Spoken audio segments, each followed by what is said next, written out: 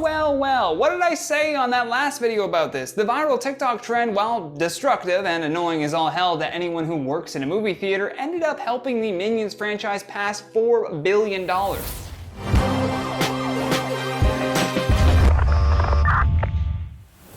I saw a lot of comments on my first video about this saying that the problem wasn't just about teens dressing up in suits, it was about the mayhem that they caused for the theater staff. And you're right, anytime you get a group of teenagers together, things are bound to become unruly, but this is nothing new. I mean, people leaving a mess in a movie theater is really nothing new. People have always thrown popcorn during movies or left their garbage behind. I mean, if you're working as an employee at the theater, then I understand your frustration. Although, what did you imagine working in a theater would be like? I've had tons of jobs where the customers suck, so I quit. Literally everywhere is hiring right now. If you don't like dealing with unruly teenagers, go work at an old folks home.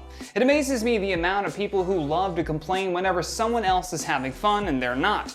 Did we all forget what being a teenager is like? I mean, Christ, let them have their moment. Most of them are going to look back on this in 5 years and be embarrassed by it anyways. My gripe wasn't with the banning of suits really, it was with the movie theater management for not being able to handle something that they could easily prepare for. So instead they pushed the responsibility onto their minimum wage staff.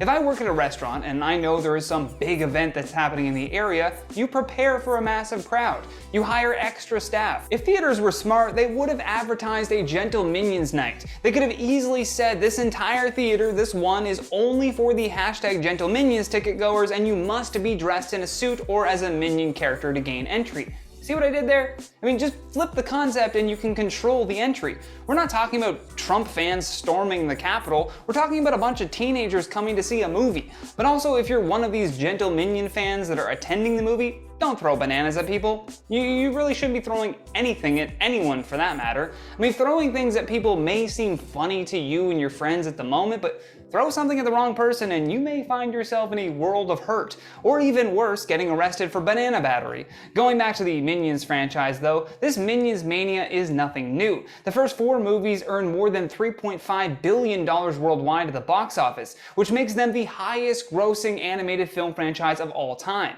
Suck it, Toy Story.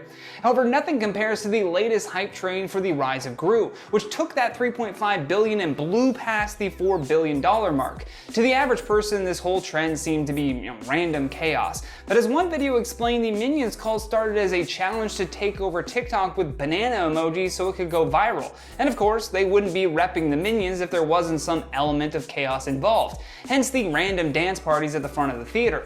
Allegedly, the TikToker who started the trend, who goes by @HutchBuckets, just wanted to see if Universal Pictures would invite him to the premiere of Rise of Gru if he generated enough hype.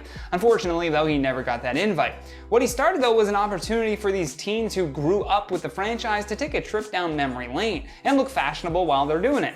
Like I mentioned in the last video about this story though, this trend resulted in at least one UK movie theater putting up a sign that read, "Due to recent disturbances following the hashtag Gentle Minions trend, any group of guests in formal attire will be refused entry for showings of Minions: The Rise of Gru."